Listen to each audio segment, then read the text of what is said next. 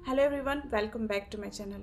नाक से लगातार छींके आना, आंखों से पानी बहना, नाकों से पानी बहना और साथ ही साथ आपको आंखों में इचिंग हो सकते हैं, लालपन छाए रह सकते हैं। अगर ये कंडीशन बार बार हो रहे हैं तो आप कोई ना कोई चीज़ से एलर्जी आपको हो रखा है, यानी कि आपको एलर्जी होता है। रिकरेंट हो रहे हैं, बार बार होते हैं। मे बी ये हो सकता है कि हर सीज़न में होता हो, या फिर आपको हर ठंडी में होता हो, या फिर आपको कोई ऐसा चीज़ है जिससे आप इम्पैक्ट होते हैं तो बार बार आपको ऐसे प्रॉब्लम हो रहे हैं, जैसे कि डस्ट, पोलन या कुछ पेट्स होते हैं, या फिर कुछ ऐसे इन्वायरमेंट जिसके वजह से आपको ट्रिगर हो जाता है और बार बार आप सर्दी जुकाम जैसे कंडीशन से सफ़र करते हैं। स्नीजिंग लगातार होने लग सकता है, आंखों से पानी डिस्चार्ज होने लग सकता है, नाकों से पानी डिस्चार्ज होने लग सकता है। तो ये एक एलर्जिक राइनाइटिस की कंडीशन है। क्या होता है एलर्जिक राइनाइटिस का मतलब? एलर्जी मतलब कोई ना चीज़ से आप सेंसिटिव हैं, जिससे आपकी बॉडी उस चीज़ों को एक्सेप्ट करना नहीं चाहता है और वो फाइट आउट करने की कोशिश करता है। तब आपके जो नाक होते हैं उसमें इन्फ्लामेशन हो जाता है, वहाँ के सिक्रेशन बढ़ा देता है और आपको यहाँ के आसपास का वाटर म्यूकस जो होते हैं इंक्रीज़ होने की वजह से नाकों से डिस्चार्ज होना, आंखों से पानी आना और स्नीजिंग होना की कंडीशन होने लगता है। जब आपकी बॉडी कोई चीज़ से सेंसिटिव होता है तो हर पर्सन को ये इम्पैक्ट नहीं करता है, बिकॉज हर इंडिविजुअल कोई ना कोई चीज़ से हाइपर सेंसिटिव होते हैं। तो इसके जानने के लिए जो है कुछ टेस्ट होते हैं, जो कि IgE टेस्ट कराया जाता है। मे बी एलर्जिक कंडीशन है तो बढ़ा हुआ मिलेगा, तो उसमें टोटल और एब्सोल्यूट काउंट जो है कराया जा सकता है।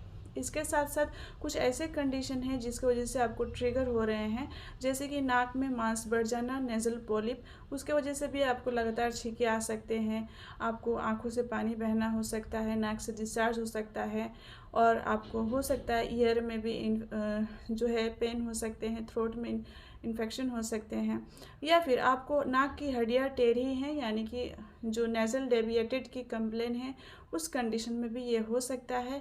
ये रिस्क फैक्टर होते हैं। साथ ही साथ साइनोसाइटिस की कंप्लेन है, उस केस में भी आपको हो सकता है कि लगातार छींके आने की कंडीशन हो सकते हैं।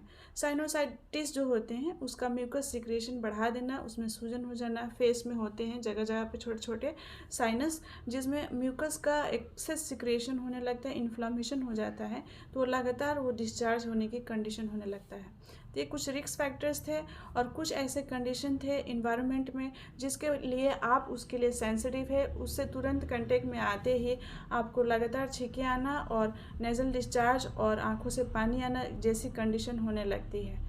तो डस्ट हो सकते हैं, कोल्ड हो सकते हैं, कोल्ड के मौसम, कोल्ड एक्सपोजर हो सकते हैं, या फिर इन्वायरमेंट में एलर्जेंस कुछ ऐसे हैं जो कि आपको ट्रिगर कर देता है। ये कंडीशन रिकरेंट हो रहे हैं, यानी कि आप एलर्जिक राइनाइटिस से सफ़र कर रहे हैं, और ये जो होते हैं, क्या एलर्जी ये ठीक हो पाएगा या नहीं हो पाएगा? तो सबसे पहले हम लोग जो है लक्षण के बारे में थोड़ा सा जान लेते हैं। मैं पहले ही बता दी, सर्दियों जैसा आपको हो सकते हैं। तो सर्दियों में कैसे होंगे? आँख से पानी बहना, नाक से पानी बहना, स्नीजिंग आना, या ठंडी में आप कहीं निकल रहे हैं तो आपको उसके लिए सेंसिटिव है, तो उसके लक्षण सर्दियों जैसा दिखने लगते हैं। ये लक्षण हम लोग जान लिए। अगर इसका ट्रीटमेंट नहीं कराते हैं तो कॉम्प्लिकेशन हो सकता है, जैसे कि गले में इन्फेक्शन होना, नाक में और भी इन्फेक्शन होने के चांसेस, साथ ही साथ आपको रेस्पिरेटरी डिसऑर्डर भी हो सकते हैं और कान में इन्फेक्शन हो सकते हैं। फर्दर गले में लैरिंजाइटिस की कंप्लेन हो सकती है, फेरेंजाइटिस की कंप्लेन हो सकती है। तो ये कुछ कॉम्प्लिकेशन है, तो आप इसे ज़रूर ठीक करें। और इसका कुछ टेस्ट होते हैं, जैसे कि IgE टेस्ट होते हैं एलर्जेंस को जानने के लिए, आप किस चीज़ से एलर्जी हैं, ये IgA से पता चलता है। इसका टोटल और एब्सोल्यूट काउंट करा के देखा जाता है। तो ये कुछ जांचें भी होते हैं। इसी के साथ साथ कैसे आप ठीक करेंगे? आप होम्योपैथ मेडिसिन्स कुछ हेल्पफुल हैं जो आपके लिए काफ़ी बेनिफिट रहेगा। आप एक जो है जेन्युइन डॉक्टर से मिले और उनसे डिस्कस करें, आपकी केस के बारे में बताएं, क्या एलर्जिक राइनाइटिस ठीक हो सकता है? तो डेफिनेटली डिस्कस करेंगे, लक्षण बताएंगे, तो वो आपको ज़रूर हेल्प करेंगे। इसमें कुछ होम्योपैथिक सॉल्यूशन है जो कि कुछ लक्षण पे ये दवाइयाँ दिया जा सकता है। ये दवाइयाँ हर व्यक्ति को जो है लक्षण अलग अलग होते हैं, तो कुछ लक्षण के बेसिस पे ये दवाइयाँ, अगर लक्षण वैसे हैं तो डेफिनेटली हेल्प करेगा। अदरवाइज़ आपके डॉक्टर बताएंगे आपको कौन सी दवाइयाँ लेना है और कौन सी नहीं। सबसे पहले इसमें आर्सेनिक एल्बम की बात करते हैं। कभी भी आपको जो है अगर ऐसे लक्षण मिल रहे हैं, आपको एलर्जी है कोई ना कोई चीज़ से, और आपके उसके बाद आँख से नाक से पानी डिस्चार्ज हो रहे हैं और उसमें जलन महसूस हो रहा है, तो आर्सेनिक एल्बम 30 पोटेंसी में आपको लेने हैं। ये आपके लिए बेनिफिशियल रहेगा। नेक्स्ट मेडिसिन इसमें बात करते हैं पोथोस की। पोथोस एक ऐसी मेडिसिन है जिसमें डस्ट से, अगर आप धूल मिट्टी से एलर्जन है, आपको बार बार रिकरेंट सर्दी जुकाम जैसा कंडीशन हो जाता है, छींके आने लगते हैं, तो ये आपको हेल्प करेगा। पोथोस को भी आपको 30 पोटेंसी में लेने होंगे। इसी के साथ साथ इसमें अरेलिया रेसिमोसा आता है, बहुत ही इफ़ेक्टिव मेडिसिन है जिसमें कि आपको फ्रीक्वेंट स्नीजिंग होते हैं, अनकंट्रोल स्पाज्मोडिक जो होता है, मतलब बहुत लगातार छींके आ रहे हैं, तो Aralia going to help you.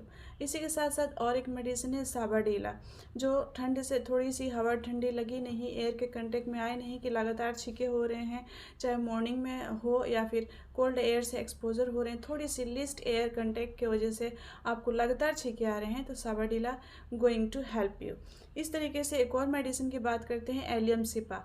Allium सिपा भी बहुत ही इफेक्टिव है, 30 पोटेंसी में आपको लेने हैं। आँख नाक से पानी बह रहे हैं, छींके आ रहे हैं, और जो नेजल डिस्चार्ज होता है वो एक्रिड होता है, यानी कि जो यहाँ से डिस्चार्ज होगा जलन वाला डिस्चार्ज होगा और उसमें एक्सक्रेटिंग कर देगा, यहाँ पे छिलने टाइप के कंडीशन कर देगा, तो Allium cepa going to help you. तो ये कुछ मेडिसिन्स थे जो कि लक्षण पे डिपेंड करते हैं, आपके जो है इंडिविजुअल पे डिपेंड करते हैं। तो क्या ये ठीक हो सकता है? डेफिनेटली आपके कुछ कॉन्स्टिट्यूशनल मेडिसिन चलेंगे जो आप किस टाइप के पर्सन हैं और आप किस चीज़ों से एलर्जन से, उसके बेसिस पे चलाते हैं, तो definitely it will going to help you. So that's all for today. I hope ये वीडियो आपको इन्फॉर्मेटिव लगी हो। If it is then please like, subscribe and share and yes, कोई भी मेडिकेशन सेल्फ मेडिकेशन ना करें, आप अपने डॉक्टर के सुपरविजन में ही लें। So please like, subscribe and share.